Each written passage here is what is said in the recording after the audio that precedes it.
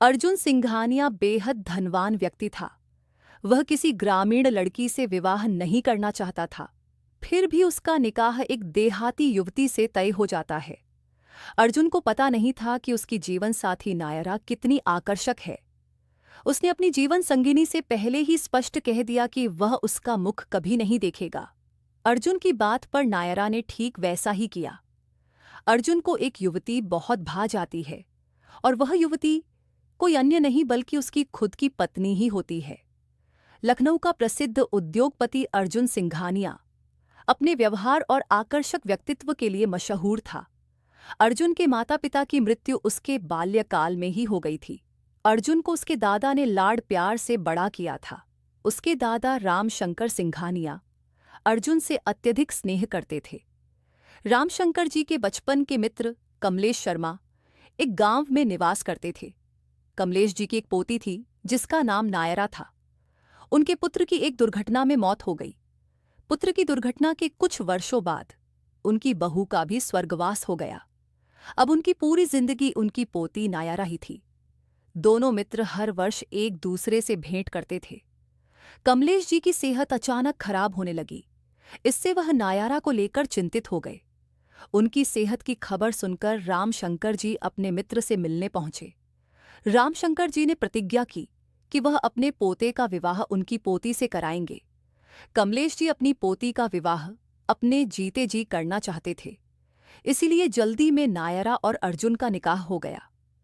अर्जुन को कमलेश जी का गांव और वहां के निवासियों को देखकर गुस्सा आने लगा कि किसी छोटे गांव की अनपढ़ लड़की से मेरा निकाह करा दिया। अर्जुन ने नायरा की ओर आंख उठाकर भी नहीं देखा। निकाह के तुरंत बाद वह उस गांव से जितनी जल्दी संभव हो निकलना चाहता था। रामशंकर जी ने अपने मित्र से वचन दिया कि वह नायरा को अपनी पोती की भांति स्नेह देंगे, उसे कभी किसी कष्ट की अनुमति नहीं देंगे, इसलिए उन्हें अपनी पोती की फिक्र करने की आवश्यकता नहीं है। अब कमलेश जी भी आश्वस्त हो गए थे कि उनकी पोती रामशंकर जी के परिवार में है, वह रामशंकर जी के साथ हमेशा प्रसन्न रहेगी। अर्जुन और रामशंकर जी नायरा को लखनऊ ले आए। अर्जुन का निवास बहुत विशाल और मनमोहक था। अर्जुन घर में प्रवेश करने ही वाला था कि घर की मुख्य रसोइया, जिनका नाम राधिका था, ने उसे रोक लिया। राधिका अर्जुन के घर में बचपन से कार्यरत थी, इसलिए अर्जुन उनकी बहुत आदर करता था। अर्जुन ने राधिका से कभी ऊंची आवाज में बात नहीं की। यदि राधिका कुछ कहती तो अर्जुन उनकी बात मान लेता था। राधिका ने दोनों की आरती उतारी और कलश को स्पर्श कर नायरा को अंदर आने के लिए कहा। इस प्रकार दोनों ने घर में प्रवेश किया। राधिका और रामशंकर जी ने कहा कि विवाह के बाद कुछ रिवाज हैं जिन्हें हम अभी निभा लें। ये सुनकर अर्जुन क्रोधित हो गया और बोला कि आपके कहने पर इस अनपढ़ लड़की से निकाह कर लिया, यही बहुत है, और अब इसके साथ रिवाज निभाना मेरे बस की बात नहीं। आप लोगों ने जो करना था कर लिया, अब मुझसे कोई अपेक्षा मत रखना। नायरा ने ओढ़नी ओढ़ रखी थी, इसलिए किसी ने भी उसका मुख नहीं देखा। अर्जुन को नायरा का साथ कांटे की तरह खटक रहा था। रामशंकर जी ने राधिका से नायरा को अर्जुन के कक्ष में ले जाने को कहा। तब अर्जुन ने राधिका को रोक लिया और कहा कि यह लड़की मेरे कक्ष में नहीं आएगी, और इसे कहो कि यह अपना चेहरा मुझे न दिखाए। यदि संभव हो तो वह कभी मेरे सामने न आए। ये सब सुनकर नायरा स्तब्ध रह गई और उसकी आंखों में आंसू आ गए। अर्जुन ने अपनी दुल्हन को बिना देखे ही उसे अपने कक्ष में आने से रोक दिया। नायरा को समझ नहीं आ रहा था कि उसकी भूल क्या है। नायरा का इस प्रकार अपमान देखकर रामशंकर जी को बहुत दुख हुआ। वह तो नायरा को अपनी बहू बनाकर उसे सम्मानजनक जीवन देना चाहते थे, लेकिन यहाँ तो विपरीत हो गया। नायरा को देखकर रामशंकर जी बहुत दुखी हुए और बोले कि बेटी, मुझे क्षमा करो, मुझे नहीं पता था कि वह तुम्हारे साथ ऐसा बर्ताव करेगा। नायरा ने अपने आंसुओं को पोंछते हुए कहा कि दादाजी कृपया ऐसा न कहें, शायद मेरी किस्मत ही बुरी है। पहले माता पिता को खोया, दादाजी ने मुझे पाला, अब वे खुद बहुत अस्वस्थ हैं, और अब यह निकाह, मुझे तो समझ ही नहीं आता कि बचपन से मेरे जीवन में इतने कष्ट क्यों हैं। पता नहीं पूर्व जन्म में मैंने कौन सा अपराध किया था जिसकी सजा भगवान मुझे इस जीवन में दे रहे हैं। यह सुनकर वे आगे कुछ न कह सके। रामशंकर जी ने राधिका से कहकर उसका कक्ष दिखाने को कहा। राधिका नायरा को उसके कक्ष में ले जाती है और कहती है कि बहू अर्जुन बुरा लड़का नहीं है, बस वह यह निकाह नहीं करना चाहता था। मैं तुम्हारा सामान भेजती हूँ, थोड़ा तरोताज़ा हो जाओ, तब तक मैं तुम्हारे लिए कुछ भोजन का प्रबंध करती हूँ। जब तक नायरा तरोताज़ा होकर आती है, तब तक राधिका उसके लिए भोजन उसके कक्ष में ले आती है। राधिका नायरा को देखकर बहुत प्रसन्न हो जाती है और कहती है कि वाह नायरा बहू, तुम तो बहुत सुंदर हो। अर्जुन ने तुम्हें नहीं देखा, लेकिन यदि देखता तो तुम्हें खुद से अलग न रख पाता। चलो भोजन कर लो। नायरा ने धीमी आवाज में कहा कि मैं कर लूंगी, आप रख दीजिए। राधिका ने कहा कि यह तुम्हारे दादाजी का आदेश है, इसलिए शीघ्र भोजन कर लो, मुझे भी नींद आ रही है। नायरा अपनी वजह से किसी को कष्ट नहीं देना चाहती थी, इसलिए वह भोजन करने लगी। आपको मैं क्या कहकर पुकारूं? नायरा ने राधिका से पूछा। बहू, तुम्हारी इच्छा, जो तुम्हारा मन करे तुम मुझे वैसा पुकार सकती हो। राधिका ने मुस्कुराते हुए कहा, ठीक है, मैं आपको मौसी कहकर पुकारूंगी। आपको देखकर मुझे अपनी माँ की याद आती है। ठीक है बहू, अब तुम सो जाओ, थक गई होगी। इतना कहकर राधिका कक्ष से चली जाती है। नायरा आज की घटनाओं को सोचकर बहुत उदास हुई। उसकी आंखों से आंसू थमने का नाम नहीं ले रहे थे। यहाँ वह खुद को बहुत अकेला अनुभव कर रही थी। नायरा ने कभी कल्पना भी नहीं की थी कि उसका निकाह इस प्रकार होगा, लेकिन नायरा ने एक निर्णय ले लिया। वह अपने वैवाहिक जीवन को संवारने की हर संभव कोशिश करना चाहती थी। अगले दिन सुबह नायरा उठकर स्नान कर, एक सुंदर शिफॉन की नीली साड़ी और मैचिंग गहने पहनकर माथे में सिंदूर भरती है, जिससे उसकी आंखों से आंसू निकल पड़ते हैं। नायरा तैयार होकर घर के मंदिर में पूजा करती है और पूरे घर में अगरबत्ती जलाती है। रामशंकर जी जब उठे तो उन्हें लगा कि यह घर नहीं बल्कि कोई पूजा स्थल है। उनके मन को बड़ा शांति मिली। अर्जुन जब उठा तो पूरे घर में अगरबत्ती की वजह से थोड़ा धुंधला हो गया था। इससे वह बहुत ही चिढ़ गया। राधिका को बुलाया और पूछा कि घर में इतना धुंध और सुगंध क्यों है। वह बेटा बहू ने मंदिर में पूजा की और अगरबत्ती जलाई है, इसलिए घर में थोड़ा धुंध और सुगंध रह गई। उसे कहो कि यदि पूजा करनी है तो करे, लेकिन घर में इतनी सुगंध और धुंध न हो। कहते हुए अर्जुन अपने कक्ष में चला गया। यह बात नायरा ने भी सुन ली। उसे बुरा लगा, लेकिन अर्जुन की बात भी वह समझ रही थी, इसलिए नायरा ने कुछ न कहा, चुपचाप खड़ी रही। राधिका ने नायरा की पहली रसोई का रिवाज निभाया। आज का सुबह का भोजन नायरा ने ही तैयार किया था। पहली रसोई में मीठे में खीर बनाई, जो उनका परंपरा थी। अर्जुन कार्यालय के लिए तैयार होकर नीचे आ गया और सभी भोजन करने बैठ गए। अर्जुन ने अनुभव किया कि भोजन से बहुत अच्छी खुशबू आ रही है। नायरा को अर्जुन के सामने आने की मनाही थी, इसलिए अर्जुन और रामशंकर जी ने ही भोजन आरंभ किया।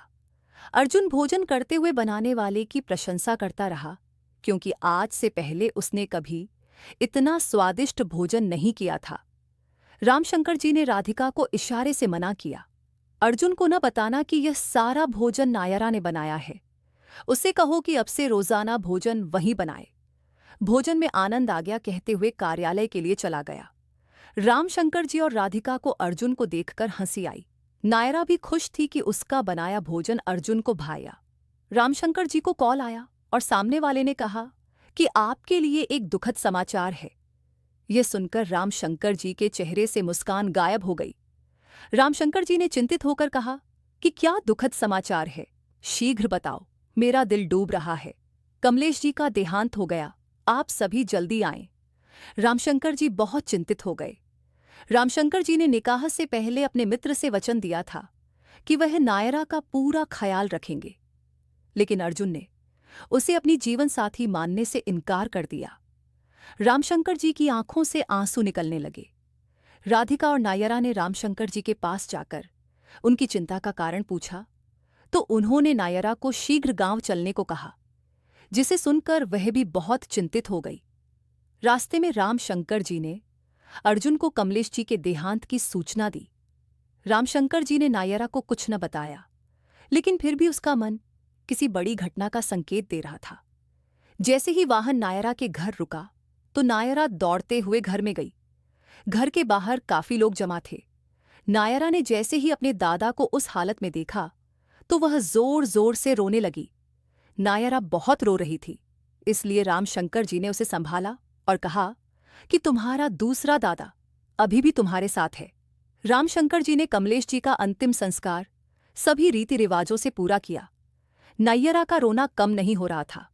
वह किसी की बात नहीं मान रही थी, जिससे उसे चक्कर आ गए। चिकित्सक को बुलाया गया और चिकित्सक ने उसे एक सुई दी, जिससे वह कुछ समय के लिए सो गई। लगभग 6 घंटे बाद नायरा को होश आया और वह फिर रोने लगी। अब उसे समझ नहीं आ रहा था कि वह क्या करे। पूरी दुनिया में उसका अपना कहने को सिर्फ उसके दादा ही थे, लेकिन अब उन्होंने भी नायरा का साथ छोड़ दिया। रामशंकर जी नायरा को वापस घर ले आए। अब नायरा पूरी तरह शांत रहने लगी। वह न तो रामशंकर जी से बात करती और न ही राधिका से। वह पूरे दिन अपनी सोच में डूबी रहती थी। रामशंकर जी नायरा को इस हालत में देखकर बहुत दुखी हुए। उन्होंने राधिका को बुलाकर नायरा को बाहर ले जाने को कहा। राधिका ने नायरा से पूछा कि क्या वह उसके साथ जाना चाहेगी। बाजार से बहुत सामान खरीदना है, मेरी थोड़ी सहायता कर दो कृपया। नायरा धीरे से कहती है कि ठीक है, चलिए। राधिका बाजार का बहाना बनाकर उसे समुद्र तट पर ले जाती है। दोनों थोड़ी देर घूमते हैं और उसके बाद दोनों को भूख लगने लगती है। राधिका कुछ लाने को कहकर वहां से जाती है। नायरा समुद्र तट पर बैठकर इधर उधर देखती है और कुछ दूरी पर एक ऊंचे टीले पर एक युवक खड़ा था। उस युवक को देखकर ऐसा लगता है कि वह आत्महत्या करने वाला है। नायरा शीघ्र दौड़ते हुए उस टीले पर पहुंचती है तो देखती है कि वह युवक तो वीडियो बना रहा था। नायरा के आने पर वह टीले से नीचे उतरने लगा। नायरा कुछ समय वहां खड़ी रही। नायरा अपनी जीवन की उलझनों को सुलझा नहीं पा रही थी। अर्जुन ने तो उसे बिना देखे ही जीवन साथी का दर्जा देने से मना कर दिया। अब वह उस घर में किस हक से रहे, ये बात उसकी समझ से बाहर थी। सिर्फ रामशंकर जी के कहने पर वह उस घर में एक अनजान जीवन जीना शायद नायरा को व्यथित कर रहा था। इन्हीं प्रश्नों में उलझी नायरा उस ऊंचे टीले से उतरने लगी। जैसे ही वह पीछे मुड़ी कि अचानक उसका पैर फिसल गया और वह पानी में गिर पड़ी। नायरा को पानी से भय लगता था क्योंकि उसे तैराकी नहीं आती थी। अब नायरा को लगा कि शायद यही मेरा अंत है। उस समुद्र तट पर एक और युवक था जो सूट पहने था और उसके चेहरे पर अहंकार साफ दिख रहा था। उसे देखकर लगता था कि वह समुद्र तट के सामने वाले बड़े होटल में किसी बैठक के लिए आया था। शायद बैठक समाप्त होने के बाद ताज़ी हवा के लिए वह समुद्र तट पर आया हो। उसे भी शायद अपनी जीवन की उथल-पुथल बहुत व्यथित कर रही थी। उसने एक युवती को देखा जिसने नीले रंग का अनारकली सूट पहना था। वह उसे बस निहारता रहा और उसकी दृष्टि एक बार उस युवती पर ठहर गई। वह युवती अचानक पानी में गिर पड़ी, जिसे देखकर वह युवक अपना कोट फेंककर दौड़ते हुए पानी में कूदा और उस युवती को बचा लिया। वह युवती पानी अंदर जाने से बेहोश हो गई थी। उस युवक ने युवती को बाहर निकालकर थोड़ी दूरी पर लिटाया और उसके पेट को दबाकर पानी निकालने का प्रयास किया। वह युवक उस युवती को देखकर अपनी सुध खो बैठा। वह युवती कोई और नहीं, हमारी नायरा थी। उस चंद्रमा वाली रात में नायरा का नीला अनारकली सूट उसके गोरे शरीर पर बहुत जंच रहा था। वह युवक तो बस उसे निहारता रहा। इतनी आकर्षक लग रही थी नायरा। उसके गीले बाल जो उसके चेहरे पर आ रहे थे, जिसे देखकर वह युवक उसके गीले बालों को चेहरे से हटाने के लिए अपना हाथ बढ़ाता है और कांपते हाथों से उसके चेहरे से गीले बाल हटाता है, जिससे उसके दिल की धड़कनें तेज हो गई थीं। उस समुद्र तट से अस्पताल लगभग 10 किलोमीटर दूर था, इसलिए उस युवक ने अपने एक मित्र जो चिकित्सक था उसे समुद्र तट के सामने वाले होटल पर बुला लिया और उसे पूरी बात बताई।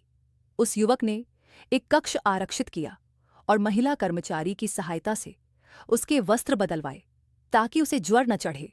इतने में चिकित्सक भी वहां पहुंच गए और उसके घावों पर मलहम लगाया और एक सुई दी ताकि उसका ज्वर कम हो। उस युवक के मित्र ने कहा कि उस युवती के सिर पर गीली पट्टी रखो, जिससे उसका ज्वर शीघ्र कम हो जाएगा। वह युवक कर्मचारियों से उसकी दवाएं मंगवाता है और अपने मित्र को बाहर छोड़कर आता है। उस युवक को नायरा का साथ एक शांति दे रहा था। उसने पूरी रात उसकी गीली पट्टी की जिससे नायरा का ज्वर कम हो गया। नायरा का ज्वर कम होने के बाद वह युवक भी कक्ष के सोफे पर बैठकर सो गया। जब सुबह हुई तो नायरा को होश आया तो उसने देखा कि वह एक होटल के कक्ष में है। वह पहले तो बहुत घबरा गई, लेकिन सोचने पर उसे धुंधली याद आई जिसमें उस युवक ने उसकी कितनी सहायता की थी। नायरा अभी पूरी तरह होश में नहीं थी, इसलिए उसने भी उस युवक को ध्यान से नहीं देखा, लेकिन उसे इतना समझ आ गया था कि उस युवक ने ही उसकी सहायता की थी। नायरा उस युवक को धन्यवाद कहना चाहती थी, इसलिए उसने चारों ओर देखा तो उसकी नज़र कक्ष में रखे सोफे पर पड़ी, जहां वह युवक बैठकर सो रहा था। उस युवक का चेहरा दूसरी ओर था, इसलिए वह उस युवक का चेहरा नहीं देख पा रही थी। नायरा बिस्तर से उठकर उस युवक के पास गई। उस युवक को देखकर उसके होश उड़ गए। नायरा उस युवक को देखकर स्तब्ध रह गई, क्योंकि वह युवक कोई और नहीं, अर्जुन ही था। नायरा ने जैसे ही उसे देखा तो वह एक बार चिंतित हो गई, लेकिन उसे इस बात की शांति भी थी कि कल रात जिसने उसकी सहायता की वह कोई और नहीं बल्कि उसका जीवन साथी ही था। नायरा अर्जुन के सामने नहीं आना चाहती थी, इसलिए उसने एक पत्र लिया और लिखकर उसे बिस्तर के पास अलमारी पर रख दिया। नायरा अपने वस्त्र बदलकर वहां से घर के लिए चली गई। इधर राधिका जब लौटी तो उसे समुद्र तट पर नायरा नहीं मिली, जिससे वह बहुत व्यथित हो गई। राधिका ने नायरा को बहुत खोजा, लेकिन वह नहीं मिली। अंत में राधिका ने रामशंकर जी को नायरा के न मिलने की सूचना दी। रामशंकर जी ने चिंतित होकर अपने मित्र जो आयुक्त था उसे नायरा का चित्र भेजकर गुप्त रूप से खोजने को कहा।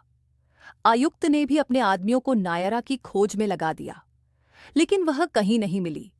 नायरा जब घर पहुंची तो रामशंकर जी और राधिका की जान में जान आई और उन्होंने पूछा कि कल तुम कहाँ चली गई थी, जिसके उत्तर में उसने कल की हर घटना बताई। रामशंकर जी ने कहा कि तुमने अच्छा किया बेटी न बताकर। उसे तुम्हारे गुणों से प्रेम होना चाहिए, न कि तुम्हारी सुंदरता से। इधर अर्जुन जैसे ही जागा उसने नायरा को खोजा, लेकिन वह वहां नहीं थी। अर्जुन ने देखा कि बिस्तर के पास एक पत्र रखा था जिसमें लिखा था कि मेरी सहायता करने के लिए अत्यधिक धन्यवाद, मैं आपका यह उपकार कभी नहीं भूलूंगी। अर्जुन बहुत उदास हुआ। उसे नायरा का इस प्रकार चले जाना पसंद नहीं आया। अर्जुन को नायरा से एक विशेष लगाव महसूस हुआ। अब अर्जुन उससे दोबारा मिलना चाहता था। अर्जुन ने जब नायरा को पहली बार देखा तब उसे नायरा बहुत परिचित लगी। अर्जुन को लगा कि वह उसे लंबे समय से जानता है, लेकिन उसने नायरा को पहली बार ही देखा था, इसलिए वह इस विचार में पड़ गया कि वह क्यों इतनी परिचित लग रही है। अर्जुन ने अपने सहायक को कॉल किया और कल रात वाली युवती का पता लगाने को कहा और अपने घर के लिए चला गया। अर्जुन जैसे ही घर में प्रवेश किया उसे घर में वही अगरबत्ती की सुगंध आई जो हमेशा सुबह सुबह उसके घर में नायरा के आने के बाद से आती है। अर्जुन अपने चेहरे पर मुस्कान लिए अपने कक्ष में चला गया। अर्जुन और नायरा के निकाह को 6 माह हो गए थे, लेकिन अर्जुन नायरा की घर में उपस्थिति महसूस करता था। वह संतुष्ट हो जाता था कि वे घर में सुरक्षित है। इन 6 महीनों में अर्जुन को नायरा के हाथ के भोजन की आदत पड़ गई थी। नायरा चाहे अस्वस्थ क्यों न हो, वह अर्जुन के लिए भोजन अवश्य बनाती और घर का वातावरण देख अर्जुन नायरा की उपस्थिति अनुभव कर पाता था। दोनों के बीच एक अनोखा संबंध बन रहा था। कुछ दिनों बाद घर पर अर्जुन की बुआ अनामिका अपने पुत्र दिलीप के साथ आई। अनामिका ने अपने पिता के चरण स्पर्श करते हुए कहा कि पिताजी, आपने किस ग्रामीण अनपढ़ लड़की से मेरे बच्चे का बंधन कर दिया? क्या आपको वही मिली अर्जुन के लिए? रामशंकर जी ने मुस्कुराते हुए कहा कि नायरा बहुत अच्छी लड़की है। तुम एक बार मिलोगी तो तुम स्वयं कहोगी कि आपने अर्जुन के लिए सर्वश्रेष्ठ लड़की चुनी है। रामशंकर जी ने नायरा को पुकारा। नायरा रसोई से अपने हाथ पोंछते हुए बाहर आई। अनामिका भी नायरा को देखकर अपनी होश खो देती है और मन में सोचती है कि क्या आकर्षक लड़की है। नायरा ने आज साड़ी पहनी थी, इसीलिए उसने सिर पर आंचल रखा और अनामिका के चरण स्पर्श किए। अनामिका का पुत्र दिलीप नायरा को वासना भरी नजरों से देख रहा था। नायरा को दिलीप का ऐसा देखना बिल्कुल पसंद नहीं आया। नायरा ने अनामिका को देखकर अपने सिर पर आंचल लिया और अनामिका के चरण स्पर्श किए। अनामिका मुंह बनाते हुए कहती है कि सुखी रहो। वैसे मेरे अर्जुन के लिए तुम जैसी अनपढ़ जीवन साथी से निकाह कराना मुझे बिल्कुल अच्छा नहीं लगा। नायरा ने हल्की मुस्कान के साथ कहा कि बुआ जी, वैसे आपकी दृष्टि में अनपढ़ लड़की का क्या मतलब है, बताइए। जब से मैं यहाँ आई हूँ तब से यही सुन रही हूँ। अनामिका अकड़ से कहती है कि तुम जैसी लड़की को न तो अंग्रेजी में बोलना आता है और न ही बैठने उठने का सलीका आता है। जब देखो तब यह साड़ी पहनकर सिर पर आंचल रख लेती हो, जब देखो तब ऐसे ही परिधान पहनती हो, या तो साड़ी या फिर सलवार कमीज। तुम्हारा जीवन साथी बहुत बड़ा उद्योगपति है और उसकी जीवन संगिनी अनपढ़ रहे तो वह तुम्हें कैसे अपनाएगा। उसके आसपास हजारों युवतियां पड़ी रहती हैं, बस उससे 2 मिनट बात करने के लिए इतना प्रभाव है मेरे अर्जुन का। नायरा को अनामिका की बात पर हंसी आई और विनम्रता से बोली कि बुआ जी, सिर्फ अंग्रेजी बोलने और छोटे वस्त्र पहनने से कोई शहरी नहीं बन जाती। लड़की तब तक जब तक अपने नैतिक मूल्यों और परिवार के प्रति दायित्व को न समझे। मुझे लगता है कि परिवार के सामने मुझे अपनी मर्यादा रखनी चाहिए, और अंग्रेजी की बात तो वह सिर्फ एक भाषा है, जब इच्छा हो तो सीख सकते हैं। और बुआ जी, मैं आपकी सूचना के लिए बता दूं, मैंने 12वीं तक शिक्षा ली है, इसलिए मैं अशिक्षित भी नहीं हूं। नायरा ने अनामिका से मुस्कान के साथ पूछा, बुआ जी आप क्या लेंगी, चाय या कॉफी? अनामिका छिड़कर बोली कि गर्म चाय, वह भी अदरक वाली, एकदम तेज। मेरे सिर में बहुत पीड़ा है। ठीक है। नायरा ने दिलीप से भी उसकी रुचि पूछकर रसोई की ओर बढ़ गई। अर्जुन ऊपर से यह सब सुन रहा था, क्योंकि अर्जुन के कार्यालय का समय हो गया था, इसलिए वह शीघ्र नीचे उतरने वाला था कि तभी बुआ जी की आवाज आई और वह रुककर दोनों का वार्तालाप सुनने लगा। अर्जुन के चेहरे पर एक छोटी मुस्कान आई। वह शीघ्र भोजन मेज पर सुबह के भोजन के लिए बैठ गया और राधिका ने सभी को परोसा। रामशंकर जी ने अर्जुन से कहा कि मैं 3 दिनों के लिए अपने मित्र के पोते के विवाह में जा रहा हूं, तुम नायरा का ख्याल रखना। अर्जुन ने भी सहमति दी और अनामिका तथा दिलीप से मिलकर वह कार्यालय के लिए चला गया। अर्जुन को कार्य करते शाम हो गई थी। अर्जुन आज जल्दी जाने का विचार कर रहा था कि अचानक उसकी एक आवश्यक बैठक आ गई। बैठक समाप्त होते होते रात हो गई। अर्जुन को कहीं न कहीं नायरा की फिक्र हो रही थी। भले वह उसे पसंद न करता हो, लेकिन कहीं न कहीं वह उसकी जिम्मेदारी थी जिसे वह नकार नहीं सकता था। रात के लगभग 11 बजे थे, लेकिन अर्जुन घर नहीं लौटा था। इसीलिए नायरा ने अपने कक्ष में जाकर विश्राम करने का सोचा। जैसे ही वह अपने कक्ष का ताला लगाने जा रही थी कि अचानक दिलीप ने अपना हाथ बीच में रख दिया। नायरा ने जैसे ही द्वार खोला तो दिलीप तुरंत कक्ष में आ गया। आप यहाँ और इस समय क्या कर रहे हैं? अरे भाभी, मैं तो तुमसे मिलने आया था। वैसे स्वीकार करना पड़ेगा, भाभी तुम बहुत आकर्षक हो। तुम्हें देखकर किसी का भी दिल तेज धड़कने लगे, और तुम्हारा वह मूर्ख पति तुम्हारी जैसी सुंदर जीवन साथी को छोड़कर ब्रह्मचारी बन बैठा है। मैं तुम्हारी सुंदरता का बड़ा प्रशंसक हूं। कहते हुए नायरा के कंधों को पकड़कर उसके निकट आने लगा। अब नायरा छटपटाने लगी कि शायद वह उसके पकड़ से मुक्त हो जाए, लेकिन वह खुद को मुक्त नहीं कर पा रही थी। इसी बीच दिलीप नायरा से जबरन व्यवहार करने लगा। दिलीप ने नायरा को कसकर पकड़ रखा था। अब नायरा को समझ नहीं आ रहा था कि वह क्या करे। उसकी आंखों से आंसू झरने की तरह बह रहे थे। वह दिलीप के पकड़ से मुक्त होने के लिए पीछे हटती गई। नायरा कक्ष की दीवार से सट गई थी और पीछे जाने का कोई मार्ग नहीं था। वह ईश्वर से प्रार्थना करने लगी ताकि वह इस क्रूर व्यक्ति से बच सके। नायरा के पास एक मेज थी जिस पर फूलदान रखा था। नायरा ने वह फूलदान हाथ में लेकर दिलीप के सिर पर मार दिया, जिससे उसकी पकड़ ढीली हो गई और अवसर पाकर नायरा अपने कक्ष का द्वार खोलकर घर से बाहर निकली और दौड़ते हुए वह एक व्यक्ति से टकरा गई। जब नायरा ने खड़े होकर उस व्यक्ति को देखा तो वह कोई और नहीं बल्कि उसका जीवन साथी अर्जुन ही था। अर्जुन नायरा को देखकर चिंतित हो गया। उसने पूछा, क्या हुआ नायरा, सब ठीक तो है? तुम इस प्रकार घर से क्यों भाग रही थी? नायरा जैसे ही बताने वाली थी तभी शीघ्र अनामिका आकर बात बदल देती है और नायरा पर आरोप लगाते हुए कहती है कि यह लड़की मेरे दिलीप पर नजर रख रही थी। तुम जानते हो मेरा दिलीप कितना सरल है, और इस लड़की को देखो जो शायद तुम्हें देखकर बेचारी का अभिनय कर रही है। अर्जुन, ऐसी लड़की को इस घर में नहीं रहना चाहिए। तुम इसे अपने हाथों से बाहर कर दो। नायरा रोते हुए इनकार करती रही। मैंने ऐसा कुछ नहीं किया। अर्जुन जी, आप मुझ पर विश्वास करें। वह तो दिलीप भैया ही मेरे साथ दुर्व्यवहार कर रहे थे, और मैंने खुद को बचाने के लिए उनके सिर पर वह फूलदान मार दिया और वहां से भाग आई। बस कर, बहुत हो गया। तू मेरे पुत्र पर आरोप लगाना बंद कर, नहीं तो मुझसे बुरा कोई नहीं होगा। तभी अर्जुन जोर से कहता है कि बस चुप रहिए बुआ जी। मुझे पता है कि नायरा कैसी लड़की है, आपको बताने की जरूरत नहीं। आप उस पर इतना बड़ा आरोप लगा रही हैं। आपको तो अपने पुत्र की गलती पर उसे खींचकर तमाचा मारना चाहिए था, लेकिन नहीं, आप तो उल्टा नायरा पर ही आरोप लगाने लगी। वैसे कोई बात नहीं बुआ जी, जो कार्य आपको करना चाहिए था वह मैं कर देता हूं। अर्जुन दिलीप को खींचकर एक तमाचा जड़ देता है और कहता है कि आप और दिलीप अभी इस घर से बाहर निकल जाइए, वरना तुम अपनी बुआ से इस प्रकार बात कर रहे हो, और वह भी इस सस्ती लड़की के लिए। बस बहुत हो गया, अब मैं इस घर में कभी नहीं आऊंगी। चलो दिलीप। अर्जुन दिलीप को रोकता है और नायरा से कहता है कि तुम्हें दिलीप को जो दंड देना है वह दे सकती हो। वह एक बार अर्जुन को देखकर दिलीप को खींचकर तमाचा मार देती है और कहती है कि मैं तुम्हारी भाभी हूं, और तुमने अपनी भाभी को गंदी दृष्टि से देखा। निकल जाओ इस घर से।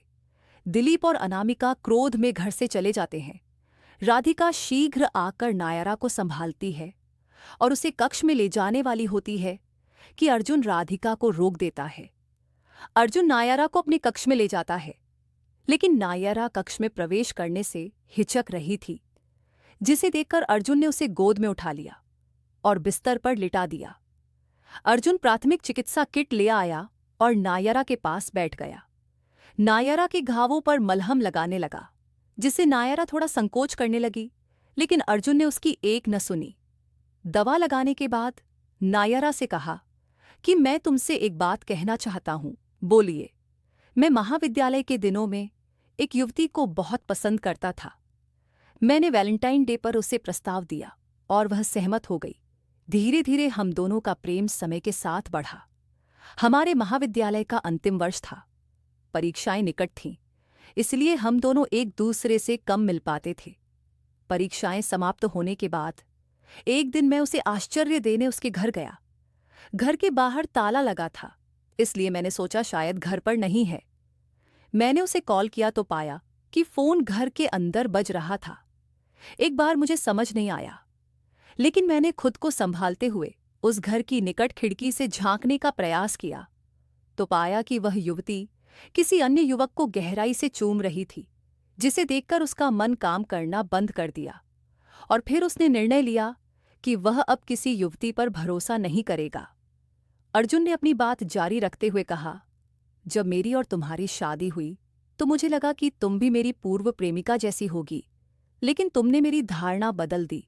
तुम्हारा घर में पूजा करना, मेरे लिए भोजन बनाना, दादाजी का ख्याल रखना, तुम्हारा बोलने का ढंग भी मुझे आकर्षित कर रहा था, लेकिन मैंने अपनी भावनाओं को दबाकर उन पर क्रोध का आवरण चढ़ा रखा था।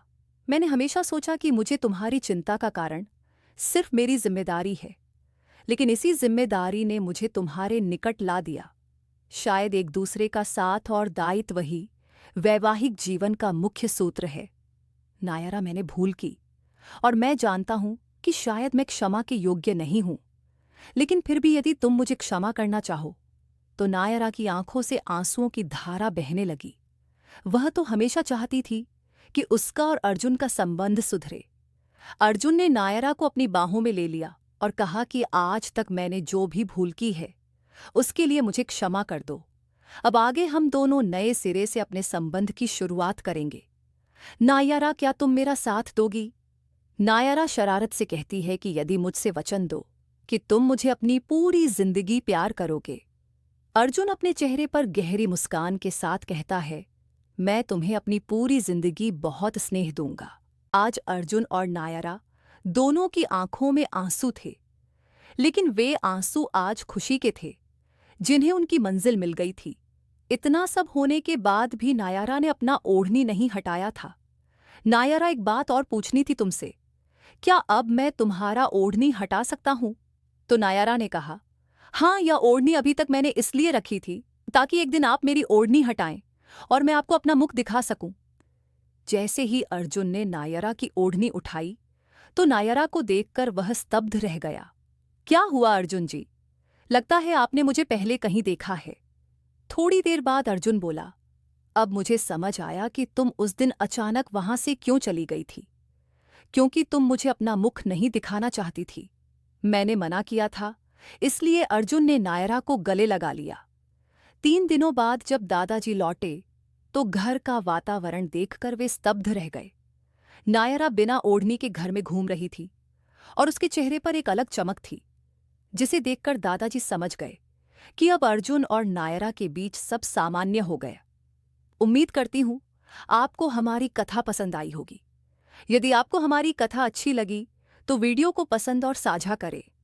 चैनल को सदस्यता लें। वीडियो देखने के लिए आपका आभार।